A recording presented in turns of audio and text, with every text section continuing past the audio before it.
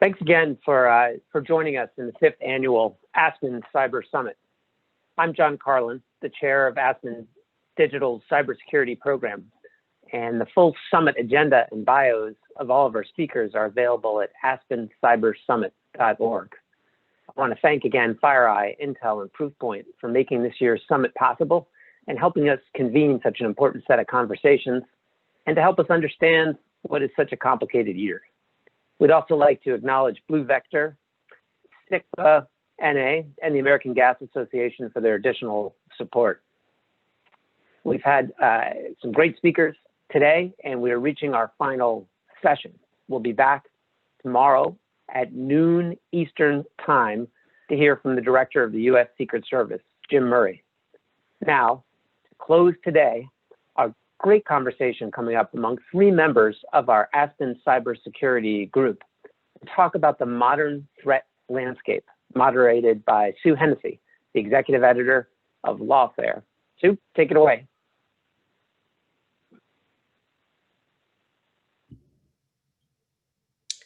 Hello, everyone.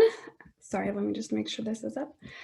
Thanks, John. Thanks, everyone, and thanks for joining us today, and to Aspen for hosting what is really another excellent forum, even under these less than ideal operating conditions of kind of the current moment. I'm really excited for this discussion about cyber threats and the challenges and landscapes that await the new Biden administration and the 117th Congress. With me are 2 of the most knowledgeable and experienced people really in the world on the issues that the new president is going to confront come January. They don't really need introduction, so I'll keep it pretty brief. Sue Gordon is the former Principal Deputy Director of Intelligence and is currently a Rubenstein Fellow at Duke University, among a number of other roles. Alex Stamos is the Director of the Stanford Internet Observatory, and previously he was the former Chief Security Officer at Facebook. So thank you both so much for joining me. One quick note before we kick off, time permitting, we will try and take some audience questions at the end. The chat feature is enabled throughout the session, so if you just want to put in a brief question, indicate who you would like to answer it. We'll try and pull a few at the end and pray that it doesn't exceed my Zoom aptitude. So with that, we have an immense amount of ground to cover in this really meaty topic. So I figured we'd kind of dive right in with a topic that I think is still sort of at top of mind for a lot of people, and that's the 2020 election. You both have worked really extensively on election security, both in the lead up to 2016 and certainly in the 4 years since 2016, from really pretty different vantage points. So I'm curious to know sort of what you were most worried about heading into Election Day, and kind of from this 3 weeks later, kind of what your assessment is on how it went. So Sue, if we want to start with you. Great question, Susan. Great to see you. Alex, great to share a stage with you. You know what my biggest concern was? It was that the previous year, and even the 3 years from 2016 on, and all the conversations around it and all the lead up to the election would have disenfranchised the American voter. My greatest fear was that Americans would say, you know what, we can't trust it, it doesn't matter, this is all just inconsequential anymore, and that they wouldn't show up. So my greatest joy is that for all of this, the American people still believed. They believed their voice mattered. They believed the system was worthy of their trust, and they showed up in massive numbers and exercised the most fundamental right and one of the greatest differentiators we have as a nation. So kind of my greatest fear and my greatest joy is in the notion that our citizens believed and they showed up. So Alex, sort of same question for you. What was your nightmare scenario going into this, and what's your assessment of how we fared? So my nightmare scenario, and thanks for hosting, Susan, and great to be on with you, Sue. Nightmare scenario was attacks against the election infrastructure to try to drive the election into chaos and to create the situation where a significant number of people thought the election was stolen. And this is something I wrote about actually in Lawfare last year. I had this big kind of sci-fi piece of all the bad things that could happen. And the great thing is that the foreign attacks against infrastructure, we have no evidence of that happening. That doesn't mean that there's no vulnerabilities at all. There certainly continue to be security vulnerabilities at a couple of different levels of the individual infrastructures, which, as anybody who's watching this knows by this point, is run by something like 8,000 different election authorities, at local and state authorities. Those vulnerabilities continue to exist, but what we saw in the run-up to 2020 was a collaboration between FBI, Cyber Command, NSA, and especially DHS's CISA to work with all those locals and states to patch as many vulnerabilities as possible, to put monitoring in place. So there's lots of different monitoring capabilities that were put in place so that there was centralized teams that could see if there were attacks, and then to have rapid reaction in case there were any. And from everybody I've spoken to who worked on that collaboration, it was very, very quiet. There were a couple of foreign attempts around disinformation, most specifically the Iranian attempt to try to pretend to be the Proud Boys, in which they released a video in which they claimed to have all of this, to have submitted all of these fake ballots. And like, we actually debunked that on our website, eipartnership.net. We've got a whole post of a screen-by-screen analysis of the video. We still don't know exactly what was behind the Hunter Biden stories. So there is the possibility that there was some kind of hacking leak or influence operation embedded in that. I'm looking forward to seeing what the FBI finds out under a new administration about what happened there. But for the most part, we saw very little in the way of foreign interference, and that was fantastic. The downside is the kicker of my piece from last year was the idea of the president, most specifically, trying to convince people the election was stolen using the evidence of a number of foreign attacks. Turns out he didn't need any actual evidence, right? And even though there's no good evidence of anything happening, there's no foreign interference, nothing really broke in a way that could change the outcome. That was not necessary for a massive domestic disinformation attempt. So, Sue, sort of assuming that this premise is right? So, CISA Director Chris Krebs sort of said, just another Tuesday on the internet. It really appears that there was an absence of attempts, at least. And assuming that holds, sort of, why didn't we see more foreign adversaries playing a role this year? I mean, in the lead up to the election, government officials were warning about ransomware and targeting voter infrastructure. We saw really sort of aggressive action out of Cyber Command with the TrickBot operation. Is your instinct that all this great work that Alex just described, sort of federal government partnerships, state and local, we were just so well prepared that they didn't even bother to try? Or do you think there's something else at work? So probably three things. One is we did shut down a lot of routes that they had been using, right? Both technically and in terms of education. Just particularly the last 2 years, that was really aggressive with state and local, really aggressive with the citizenry on everything from actual interference to influence. I think we had shut down a lot of the easy routes that were going to be available. The second thing is that the interests of our adversaries and competitors change too, in terms of how they're going to affect their national interests and whether the election is going to be the way they use the cyberspace to affect their interests. And so I'm not sure that all our adversaries saw the election as their most effective way to achieve influence. So you see the ransomware, you see the attacks on the COVID, you see the triangle shaping around that, because that was a much more opportunistic target than perhaps the election. So I think that's the second, is whether the interests of our adversaries were really all election focused.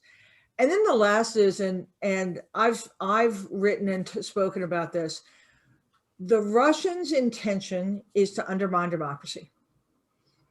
And if you go as far back as the Cold War and their active measures, which were psyops and influence operations just done non-digitally, active measures where you launch them and then they take on a life of their own. Well, if I'm the Russians and I'm looking at what we're doing, we were doing a really good job undermining our own elections. And they could in some way sit back. So some we took away the route, and others, there was no need to achieve that aim. We were doing a pretty good job at the time. So it's some combination of those three. probably. So Alex, sort of relatedly, one of, I think, the most impactful features of sort of 2016 interference was large-scale hack and dump operations, sort of along the lines of what Sue just described. You do something, you let it, you seed the chaos and you let it play out and see what happens. Are you surprised that we didn't see that replicated, or apparently didn't see it replicated sort of successfully? And is it too early to draw lessons from why not? So, I mean, I think it is a little bit too early in that there were a number of stories based upon leaked or stolen data for which we don't know what the origin was, right? So I would like to give us a little more time and to see a report about some of those stories and whether or not, there's very possibly a folder with a red cover on it sitting on a desk right now that has firm attribution. That folder is just not going to come out until we have a new administration. But that being said, yes, I mean, I think out of the different kinds of influence operations in 2016, the hack and leak was by far the most effective. I absolutely have no experience next to Sue as to the motivations of our adversaries. And I think she had a great answer here on the rational self-interest issue. And I think it applies to the hack and leak as well. I think one of the things that has happened since 2016 is you see this collaboration between, Cyber Command defending Ford, where they are actually in the networks of some of these influence operators. This is one of the big failings we had in the run-up to 2016. It was nobody's job at the tech companies to handle influence operations. It was nobody's job really in the US government, right? Like it was kind of a side thing that we all did alongside our normal threat intelligence work. It wasn't a dedicated field. That has completely changed, right? There's clearly dedicated teams inside NSA Cyber Command. There's dedicated teams at the big tech companies. There's a task force inside the FBI, and they're working with DHS CISA. And that collaboration led to many, many disruptions of influence operators over the last 2 years, especially, that have been done very publicly. And so if you're sitting in GRU in the aquarium and you're trying to think what your strategy is, one of the things you have to assume is that whatever you do, there is going to be strong, undeniable attribution of your actions. And I think that changes the calculus here, because if you're living in a world where there's a decent chance that General Nakasone is reading your email and that they're collaborating with the social media companies that have the ability then to match up any technical indicators to all of this activity, then you're not going to get away with anything you try. And I think that goes to the rational self-interest of, you can't stop this stuff, but what you can do is create some level of risk for them by raising the attribution bar, by having the capability to have very high confidence of who is behind certain influence operations, and then making it clear that there will be a penalty be paid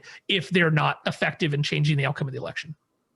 So one sort of on this point of public attribution, one feature that I think was pretty novel in 2020 was at least a few cases of close to real-time government attribution with a fair amount of detail to the public. So we saw a number of statements coming from Bill Albanina regarding sort of Russia, Iran, and China that drew mixed reactions from the Hill about sort of how candid or clear those assessments were and whether or not they were politically shaded. Right before the election, we saw this, I think I've never seen a press conference quite like it, in which DNI Ratcliffe came out, FBI Director Wray, Director of CISA Chris Krebs, and John Demers of NSD, and sort of announced this Iranian email hoax that Alex referred to earlier about sort of the Proud Boys.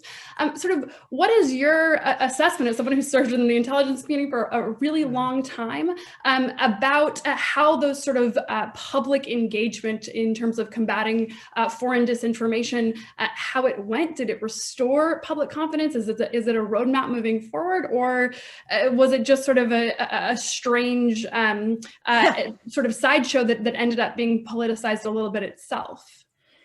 So the good news is I think we're on, I'll just take the election security, a 4-year journey from the unclassified intelligence community assessment of Russian interference in the 2016 election. Think about that. That was an unclassified assessment.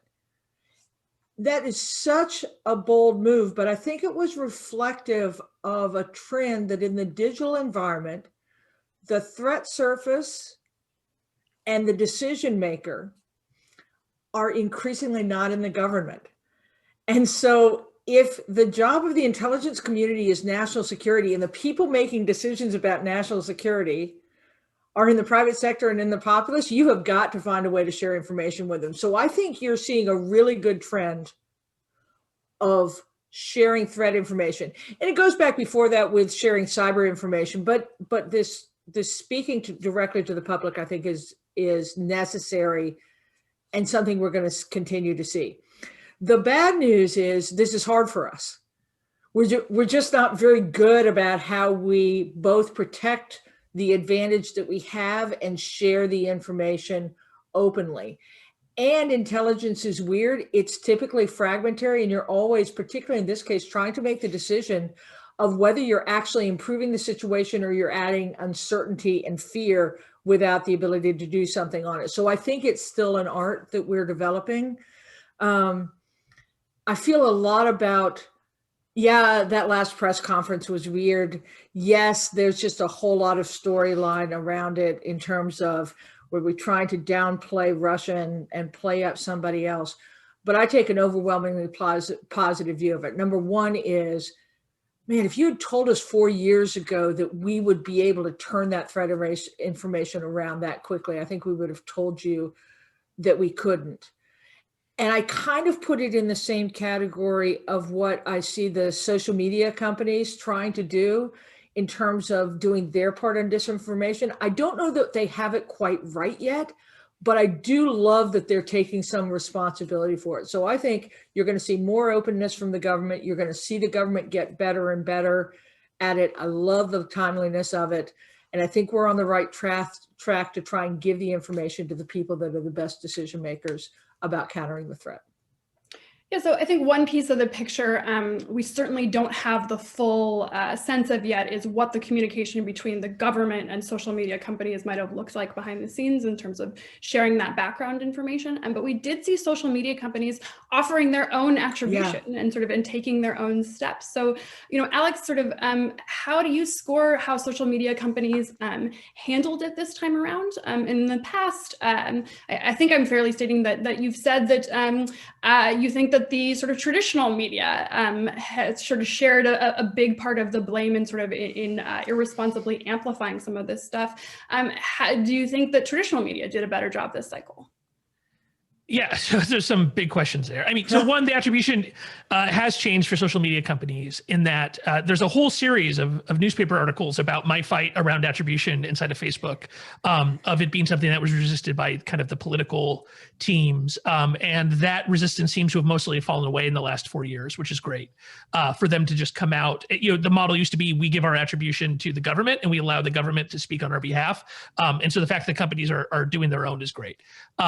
How did they do overall? I think on foreign interference, they did really well, right? So the collaboration between the companies and their government partners worked out really well. There are no good signs of any propaganda activity from any foreign sources being effective. That didn't mean they didn't try. And we're writing up a big report in which we're going to talk about the ways they tried, but none of it looks very effective. The problem for social media this time around, just as the general problem was domestic disinformation, which is a much harder policy issue, right? It's very easy to come up with a rule that says that you're not allowed to staff up a team in St. Petersburg that can pretend to be Americans to affect American democracy, and then to expand that rule out to the world. Deciding what is allowable speech in the United States by actual Americans involving an election is a very, very difficult one, especially because there's absolutely no laws here, right? This is completely First Amendment protected speech. There's not even civil liability for almost any of this disinformation. It is something that for which there's no kind of legal backstop for the companies to look at. And as a result, their policies are much broader. And the most important disinformation was from domestic sources, and it was from influencers. That was the other big change we saw in 2020, was that we have real, kind of pretty good quantitative evidence that for any one of these themes of disinformation, of Sharpie Gate or Dominion voting systems or the CIA having a secret, I know Sue was actually part of probably building the secret supercomputer that has the magical ability to change votes. We shouldn't even joke about it because they're just going to take a snapshot of this and put it on Newsmax. That was a joke. That was a joke. It didn't happen. Yeah, right. So those kinds of things only went big because they're being driven by people with very large followings, some of whom were directly related to the president and his campaign, many of whom are kind of in the conservative influencer sphere of having these very large followings. And that is a challenge to the platforms because those people drive a huge amount of traffic. And I think one of the recommendations we're going to have in our report is that the companies are going to have to think about their policies less about something that is applied fairly across all the accounts. You can't treat somebody with 100 Twitter followers with somebody who has 1.5 million followers. Facebook can't treat like just a guy in his garage with an opinion in Michigan the same as somebody who reaches 1.5 million people via Facebook live stream, right? Some of these people on YouTube and Facebook especially have a viewership that approaches the daytime viewership of CNN by themselves, right? Which shows you how the economics work here, because they don't have to have a whole building at Columbus Square or Columbus Circle, and they don't have to have all the staff and such. They can run it with like 3 or 4 people. Those are the people who are the problem. And in those situations, the companies are much less like the telephone company or traditional kind of social media companies, and they're much more like a cable network. And this especially applies to YouTube, which has effectively become the Comcast of disinformation, in that they are carrying all of these live streams of alternatives to that are far outside of even Fox News, and with these large audiences. And it's very difficult, one, for them to intermediate on real live streams, but also the mitigations that were put in place, such as labeling a post, makes a lot more sense in kind of a standalone text post than it does in a video that somebody might be watching for hours on end. And so I think that's going to be the big challenge now for the companies to think about, is what do they do with the folks for whom they're giving these huge audiences for, but then with whom they have like a really important financial relationship, right? And that's, I think, where they fell down a bit, and they're going to have more editorial control, because that is what's driving the problem right now. So obviously, one of the most significant sources of disinformation surrounding the election was the president himself. We talked about sort of the need for, the government to provide attribution, to give context to the public. The person who was doing that, CISA Director Chris Krebs, was fired essentially for telling the truth about the elections while the president was lying. You yourself were pushed out in circumstances where lots of people speculated that kind of the genuine concern was that you might be a little too honest or a little too principled for the president's taste. Is there a solution to that beyond just electing people who take their obligations to sort of election integrity seriously and differently, or do you think there are tools, policy changes, legislative tools available to sort of address not just the challenges of domestic disinformation that Alex is talking about for all those complicated reasons, but domestic disinformation from the pinnacle, the bully pulpit, kind of the president and the executive branch himself? What an incredibly meaty question. Brief digression, and good job, Chris. There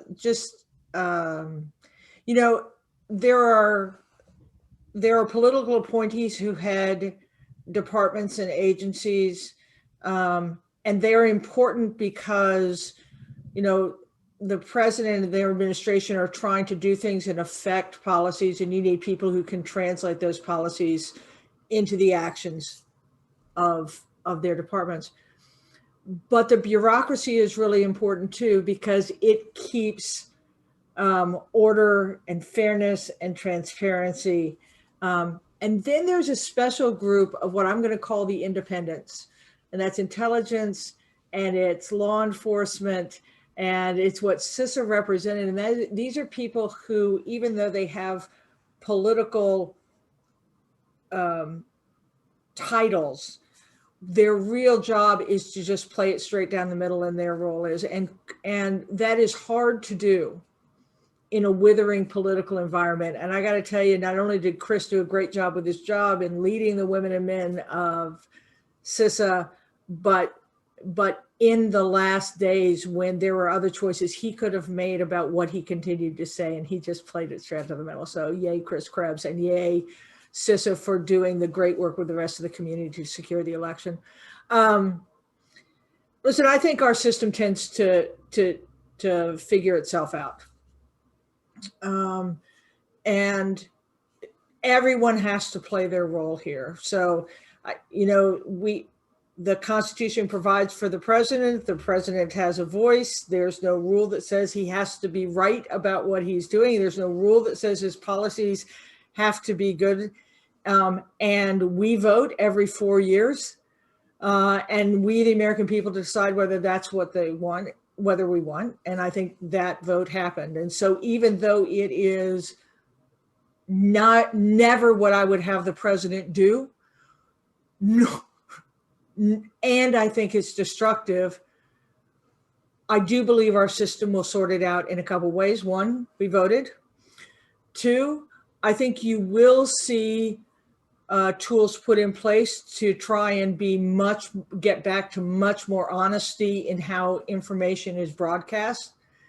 And three, I'm hoping we're going to get the Congress to leap into the fray a little bit more and not just be silent when they know things are going on. And then what you're going to have is a bureaucracy continue to recognize that it has to be strong and play its role and not shy away from it. So it is so uncomfortable what's going on. It is so antithetical to something that we ever thought, and it is so potentially destructive. But if you go up to the 10,000 foot level, the system is going to respond to this, not only with policies and actions, but all the players are going to figure out how to roll. And look, we aren't having rioting in the streets. We are going to have a transition of power. The American people did come out and vote, and our system will get stronger. So I hate it. I think it's incredibly irresponsible. But I do think that this is the joy of the American system, is we tend to have more than one path that we can learn. So we tend to talk about this issue of disinformation in the election context. That's sort of a lot of the public debate, surrounds the election, where there are very specific rules and sort of markers between foreign and domestic. I think it's reasonable to suspect that the disinformation threat more broadly is going to be a persistent national security threat that exists in other contexts outside of, sort of purely the election context. Alex, how should we understand kind of disinformation writ large, and are there sort of lessons from what we've learned in the election context that are going to apply to COVID vaccines and the sort of the huge both immediate and long-term challenges as sort of nation states move to using this tool and using sort of a cyber-enabled version of the kind of traditional propaganda of reaching out and attempting to shape perceptions of the world? Yeah, so I think both on what you might call the hard cyber, right, the traditional cyber side, and the disinformation side, I think the first goal for the Biden administration needs to be to get to the same level where we were on the election and to make that permanent, right? So all of those collaborations, all of that work that went into public and private partnerships, as well as collaboration within the government between the offensive, the intelligence, and the defensive sides of cyber, that needs to become a permanent thing. Right, like the lessons that are learned there. I was able to give a briefing to a government agency before, and that's one of the things I said is like, please don't just go on vacation November 4th. Not like they're going to go on vacation, but that we can't let these ties bind. And I think that's true in disinformation. You mentioned my biggest concerns around the COVID vaccines. One, vaccines are already an area of a lot of disinformation because there's a lot of people that have deeply held concerns about vaccine safety. A lot of that goes back to some, bad scientific studies that got lots of widespread coverage, and then the fact that those studies were retracted, and the author of one of them actually went to jail, was not retracted. The vaccines are also interesting because it's unlike the political sphere, the political disinformation. It's something that's attractive to a very interesting cross section of different communities around the country. Right? There's different ethnic groups, different religious conservative groups whom disagree on everything else, who agree on anti-vax. And so it's a really interesting issue in the United States specifically. And then third, the vaccine stuff is going to be a big deal with foreign activity.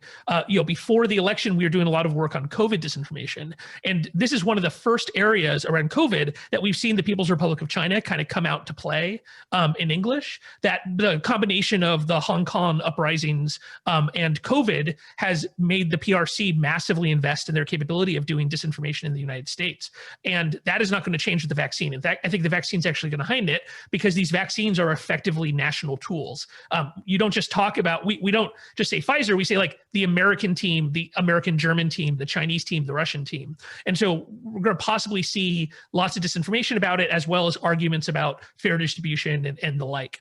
And so I think that is where, if I would suggest the administration start of, if we're going to try to adopt what happened around election cooperation, we should start with the COVID vaccine as the core target there, and then use that instead of building something temporary to build permanent structures to deal with this. And that's where we have a lot of interesting challenges in the government, is that while you have these task force between these agencies, there's no single coordinating body for it. And CISA coordinated a lot of this because they had the primary responsibility to defend the election from cyber attack. And so they kind of inherited the disinformation side. Do we expect the FDA and Health and Human Services and the CDC to have their own counter disinformation teams? No, that seems a little silly, right? And so this is an opportunity for us to think about ways to have new centralized capabilities in the government that then provide support to the subject matter experts in places like the FDA and CDC. And then to have a coordination that comes out of hopefully a White House that now actually has an interagency process on this. And so sort of, as we think about disinformation that spreads into, non-election contexts, how do you think about sort of what the role of the intelligence community is? So we talk about the government as sort of this monolithic thing that's, they combat disinformation, they detect it, they respond to it, they warn the public. Sometimes they lie about it. Sometimes they share information with state and locals. But it's part intelligence, it's part law enforcement, it's part infrastructure, it's part diplomacy. To the extent that part of the job here is also defining what's not sort of the mission of particular groups. From your perspective, in terms of the intelligence community, how would you define their role moving forward? So before I get to that, just to pick up on Alex's and go beyond just the disinformation, I think actually CISA had a pretty interesting playbook that we can replicate in other national security domains that are a little more uncommon, like pandemics, like climate, like any sort of thing. It was the reaching from federal all the way to state and local, because it's at state and local where the action really happens. And when in 2016, when we started trying to figure out how we were going to do election security, and we started having conversations with state and local, the gap between the way federal does it and the way state and local does it, the gap between the resources was so huge, you almost couldn't imagine how we were going to get there. And we did. And you can imagine that we don't have that in place for pandemics. We don't really have that in place for big climate events. So I think that there's some playbooks that can go into effect from election security to other kind of broad national events that manifest locally. Back to the role of the intelligence community. I think our great space is knowing a little more a little sooner. Mostly about, and I think still about, what our foreign adversaries and competitors' first intent and then actions are. I think that's it. It is, at its best, intelligence is about warning. Intelligence is about the advantage of information. We would love it if we could see attacks coming at the moment. That typically isn't the way intelligence works. It's best when we can share good specific information on intent, in vector, in character. And I think that's what you're going to see us continue to do. The question is, where's our focus going to be? Our focus historically has been on military systems and weapons and political systems. Are we going to get the same information on economic drivers? Are we going to be able to see digital activities in the same way we can? So I think it's the same mission that intelligence has always been. I think you should think of it much more strategically than tactically, because, and I think, Alex, you can jump in on this one. When you've gotten the best information from the intelligence community, it's when you know what our adversaries are trying to do. And then you can marry it up with the observables that typically the recipient will have much more than the intelligence community would. And so the problem is, Susan, this is a culturally difficult thing for intelligence to do, because intent is typically the most highly classified and the most closely protected. And so to give that up openly is going to be a challenge, but I think that's where the game is. But what do you think, Alex? Do you think I'm right in terms of what the most valuable piece that the intelligence community offers here? Yeah, no, I agree. And I think as somebody who had defensive responsibility in the situations in which U.S. Intelligence community was helpful, it was because they told us this is what you can expect. This is what they're interested in. Because the challenge for any chief security officer or anybody who does, you know, kind of the broader set of risk management is there's an infinite number of bad things that can happen, right? It is really easy to Monday morning quarterback and to say afterwards, oh, well, they should have prepared for this specific thing. But when you're sitting in the chair, there's an infinite search space of possible attacks and attempts on you, and a very large, not infinite, but large set of adversaries who might do it. And so when somebody tells you this specific adversary who has this history of these capabilities has this intention, it takes that infinite search space and it narrows it down to something that's actually actionable. Even if they don't tell you, this is the IP you got to worry about, or this is the malware you've got to worry about, or it's coming on Tuesday.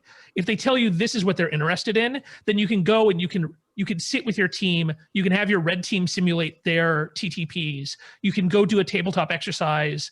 You can go, do a number of war games. You can put your money and your people where it is, because that's also the other consistent challenge of security is even in the best financed and the most responsible organizations, it's still about portfolio management, that you have to decide where are you going to deploy the always limited resources you have. And so having that knowledge from the Intel community is super helpful. I understand though the challenge of that gets tough. Even if you're able to have, if you're a big company, you have people with clearances, it's still hard, right? So I've had a number of jobs where I've had people under me with TSSCIs who could go get those briefings. I've been able to get pop-up clearances, and it's hard in those cases. And then those companies are only like 50 or 60 of the Fortune 500, right? You're only talking about big tech, big finance, oil and gas, defense industrial base of being the organizations that can play at that level.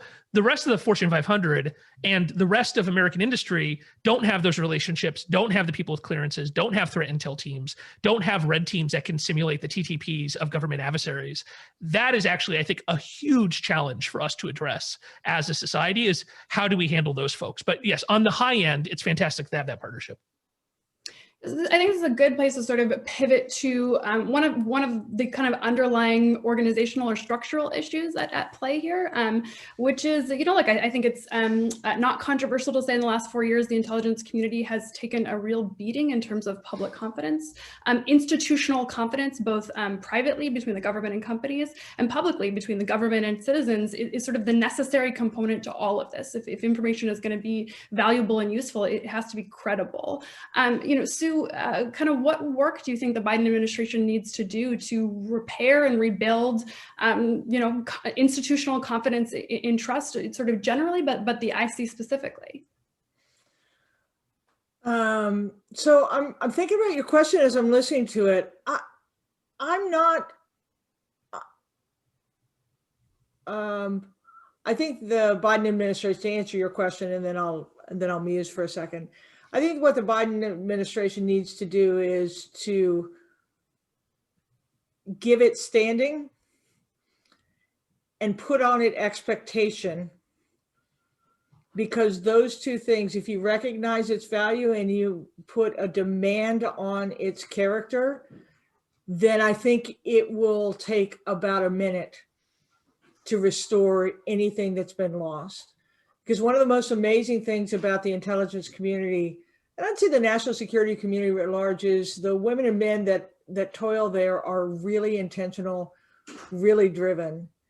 It doesn't mean they're not susceptible to backing off under having their integrity challenged. It doesn't mean that they're perfect. It doesn't mean that they always are as modernly effective as they might be, but they are intentional. And so in the face of a president who says, I need you, I value you, and you must be worthy of that, I think it'll turn around. I'm not sure I believe that the intelligence community has lost the trust of the American people. In a weird sort of way, it was almost the tussle between the president and the intelligence community that had the American people kind of comforted that there was intelligence doing the hard work of saying something that was inconvenient. And that's always been true about intelligence. It's just we don't always have presidents saying out loud that they don't believe it, but that it is an inconvenient thing. And so in a weird sort of way, I'm not sure that we've lost the trust of the American people with the intelligence community. And again, Alex is going to be better than me on this. I actually think we're doing, compared to 10 years ago, we're doing really well with the private sector comparatively between the intelligence community.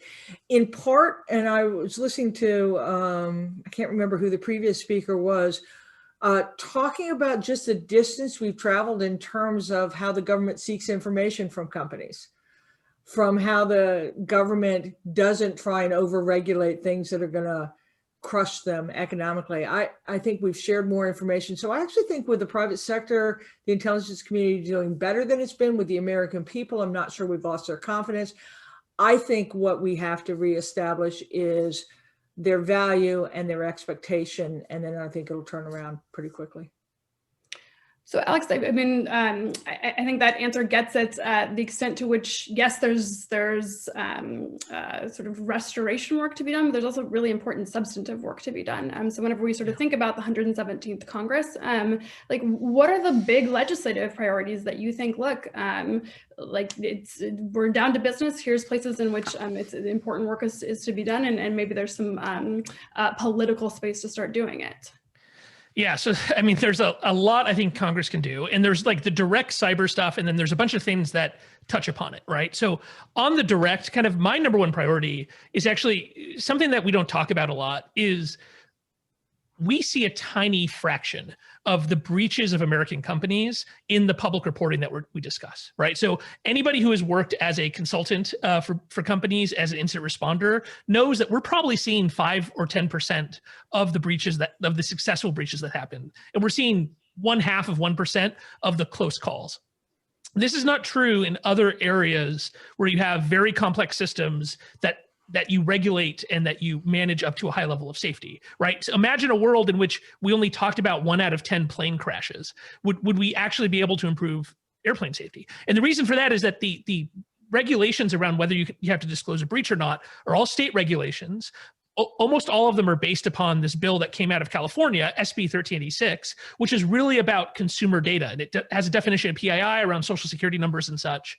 That is a very kind of old school idea of what are hackers looking for. Truth is, you can just go buy a dump of every social security number in the United States from a number of data brokers for a couple $1,000s, right? Like that kind of data is not that interesting anymore to hackers. The stuff that is really national security importance is the intellectual property, is the economic espionage, is the attacks against our industrial base, both small companies and big, which is happening continuously and still happening continuously, especially from China, although there's now a much larger set of countries that are trying to copy the Chinese model of economic development.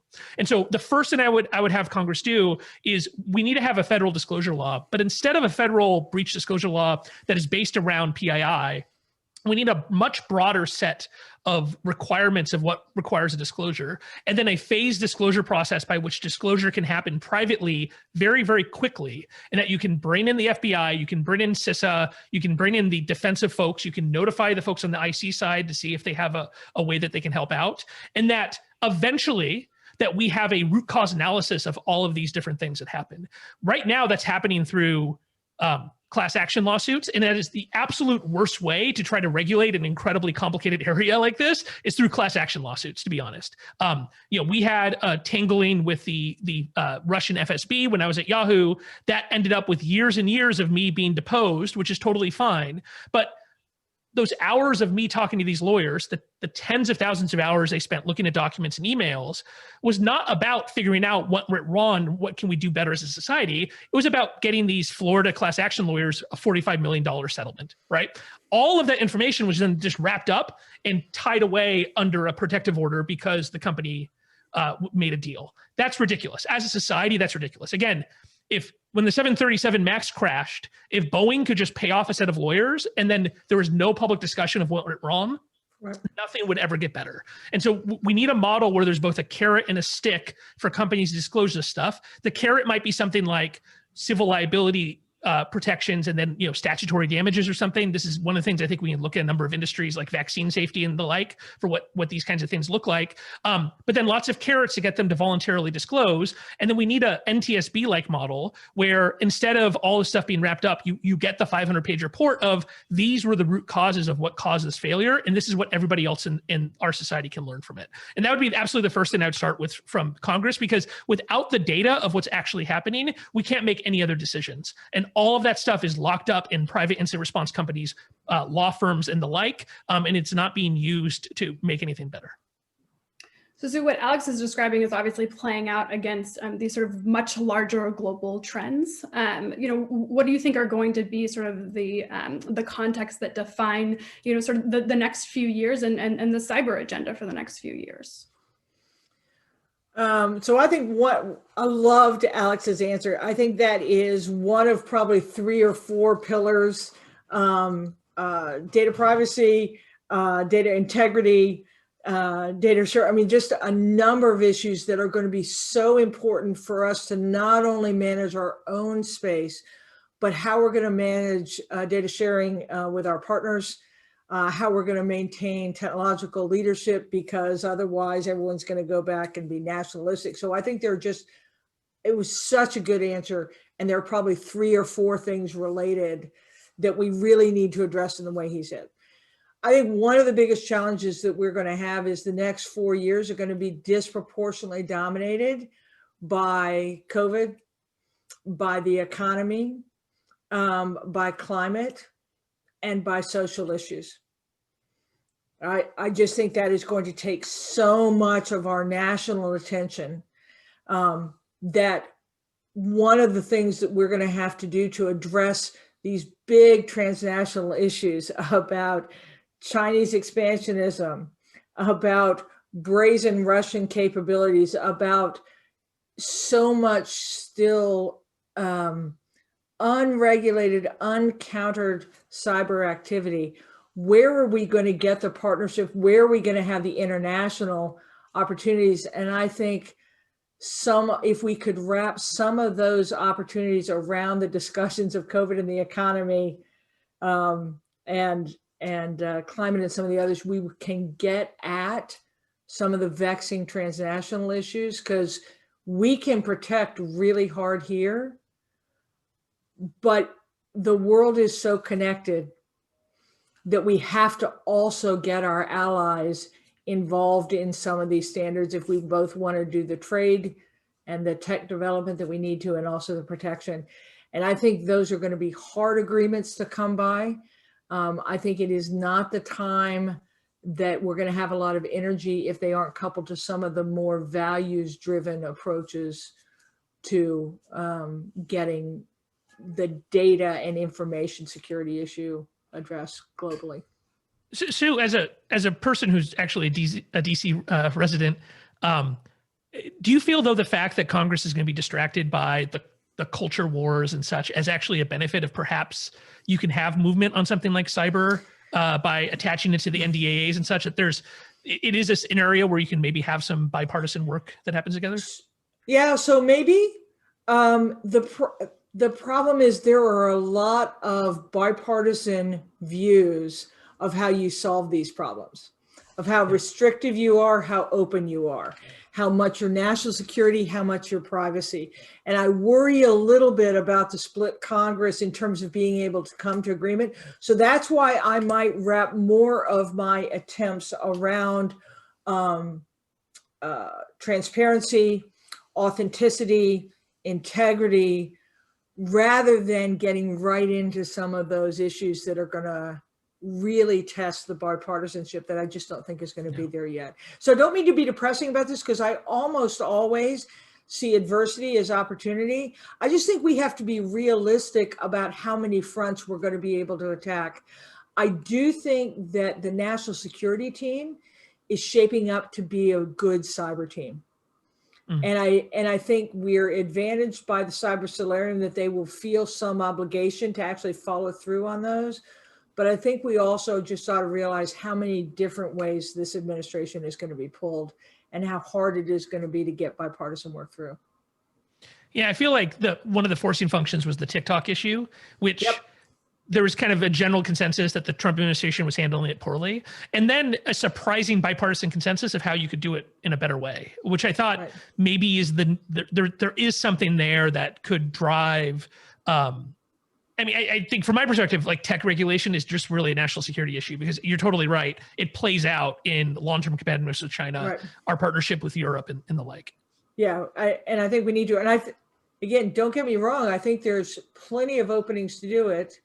And I think there's a lot of recognition that closed won't work, right? We can't all shut down and all do things within our borders and all not allow the openness.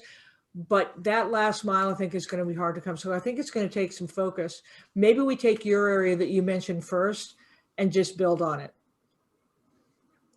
So I'm going to throw one more impossible to answer a complicated question on both of you before I fulfill my promise to actually take some audience questions.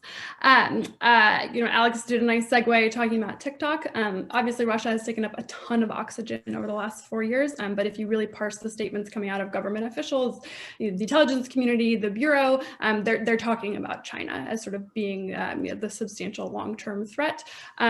The Trump administration tried a lot of different things in this space. Some were successful, some were not successful. Whenever you look at sort of the incoming Biden administration and China in the cyber context, an administration that as Vice President Biden was part of negotiating the Xi agreement that I think has fallen apart in the intervening years. What is sort of the big priorities or sort of contextual understanding that you think the new administration should have in charting, this really, really critical part of its cyber policy in deciding how to engage with and confront China? Either of you can go first. Yeah, I'll go short though, Alex, and just give you enough room in there. China is still going to be the priority. I think what the Trump administration actually did was awaken us to the economic impact of what had been a growing threat such that we could deal with it. We had known that what China was doing for a long time. It really has been the last 4 years when we looked at it economically, you now see the security risk and it's playing out. So I think China is still a concern. I think we have been awakened about the intellectual property, the theft piece of it. And so we're going to have to, they will keep pressing on the data security piece. I think the next piece they need to take on is just the supply chain and the technological interdependence of all our systems, and address some of these questions about how you can protect what is critical while still allowing your individuals and your companies to participate globally. And if you don't do that with China, you aren't going to be able to do it with anyone else. And so I think those are all there.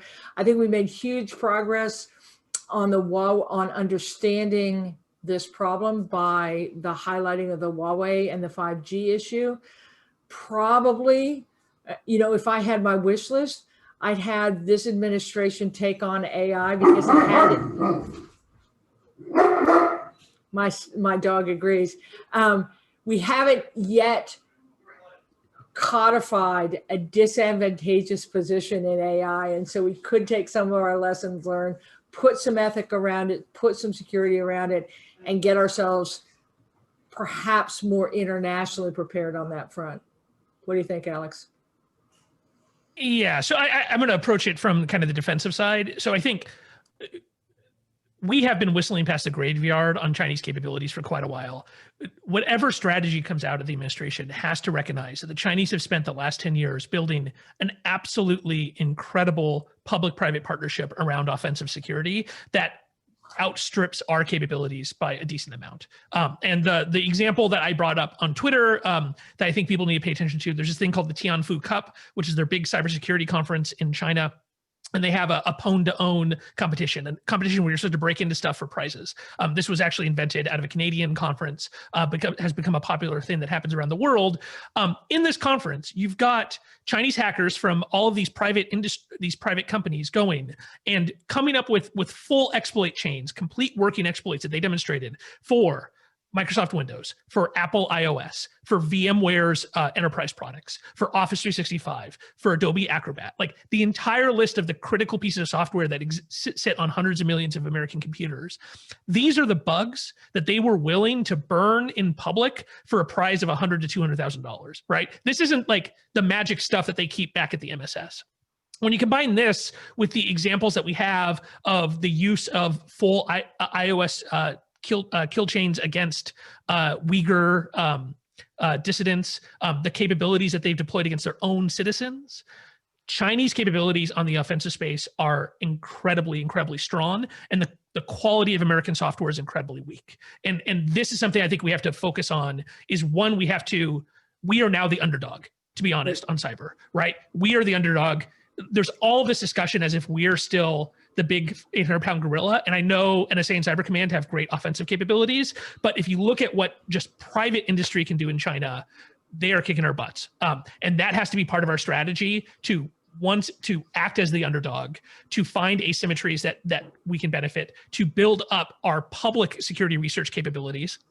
And there's a number of ways we can do that, but then also to motivate American companies to build better software. And I don't think we should just like have strict liability on software quality, but we're gonna have to start to turn the knob up, that there are motivations for companies to finally invest much more deeply in software security through requiring, bug bounty programs, requiring certain kinds of disclosure things, clearing up American law so that American security researchers are not disadvantaged versus their Chinese competitors. Right now, the Supreme Court is considering an interpretation of the CFAA that would basically make the security research that happened at the Tianfu Cup illegal to happen in the United States. That's ridiculous. If the Supreme Court rules that way, then Congress has to fix it. That has to be part of our strategy, is because right now, all of the software that all of us are using on our computers, it turns out if you just run a competition in China, some folks can walk in and walk away with a bug for $100,000, and that the Chinese government is so confident of their capabilities that they allow that to happen in public. Hey, Alex, do you think that I'm sorry, Susan, but do you think that it's, after the 1929 stock market crash, that's when you see the SEC come along, that's when you see the introduction of generally accepted accounting principles? Because the recognition was the decisions being made by those companies actually did affect national security. Do you think now's the time that we could maybe come up with that joint independent body that's part private sector, part government, that says, no, you want to be a public company? You've got to have a certain set of security principles that are applied. And maybe that is part about the software and part it is about the defense. Maybe it's time for that. Yeah, no, I think it is time for us to have a regulatory function that I'm going to keep on going back to the airplane safety, because I think that's where first America led, right? We led in the invention of the airplane, we led in the commercialization of airlines, and we led in airline safety, of having a public-private partnership around public investigations, public airing of grievances, of people promising to do better. The regulation's a little tough because it's adversarial, right? So you can't just come up with like, if you follow these rules, your software is secure. But what you can do is you can create the motivations for a much broader set of companies to invest and to make security their number one. And we've drifted away from that for sure. So I apologize, my neighbor has chosen this moment to do very loud yard work outside, but in order to uphold my my audience obligation, I'll sort of throw, maybe to you, Sue, for the last word. I think this is a paraphrase of the question, but how do we think about kind of developing the cyber talent workforce, right? So we experience a huge amount of sort of brain drain from the government. People go into work for places like Alex's former employer. Alex, to the extent there's a need for partnerships sending people into the government, how should we be thinking about that issue? Yeah, I think there are a couple things that you could do. Number one, I think you could do something like an ROTC program where you fund it as part of the educational process. You give them a background, you give them a clearance, and all they have to do is agree to go into the business, whether in the private sector or in the government, into the national security business. You absolutely have to deal with security clearance reform. We have to make it so that people can move between places. And if you could move between places, I guarantee you everyone's best first 5 years would be with the government, and you wouldn't have any trouble because you get so much of an inoculation into what the real issues are. You do great purpose, you have great responsibility, do that for a little bit. And then if you could take your talent and go out and refresh it and then come back, I think we would be able to use it pretty well. So those are a couple things I do. Yeah, I mean, the one thing I would add, I think those are fantastic ideas. I'd love to see the defensive side of the government try to get equal to the offensive side. I've hired, as you can imagine, dozens of ex-NSA, ex-Cyber Command hackers, and they're fantastic. You just don't see as good quality on the defensive side. I think part of it is NSA and Cyber Command have an ROTC, right? They go, I actually got a letter when I was 18 offering a scholarship. I didn't need it, but there's a lot of people who they grab at 18, 19, and then they bring them through college. They give them a sense of mission, and then they get 5 or 6 really productive years out of them. I'd like to see CISA do the same thing. CISA's got great people, but they don't have the technical depth of like an NSA or Cyber Command, and we need the defensive people to be just as good. So that brings us 1 minute over time. So we will wrap it up. This is the last session for today. So I have the job of sort of wrapping everything up. Thank you so much to everyone for joining us. Thank you so much to Sue and Alex for this really great conversation. The next session is going to begin tomorrow at noon with the Director of the Secret Service. So thank you again for joining us.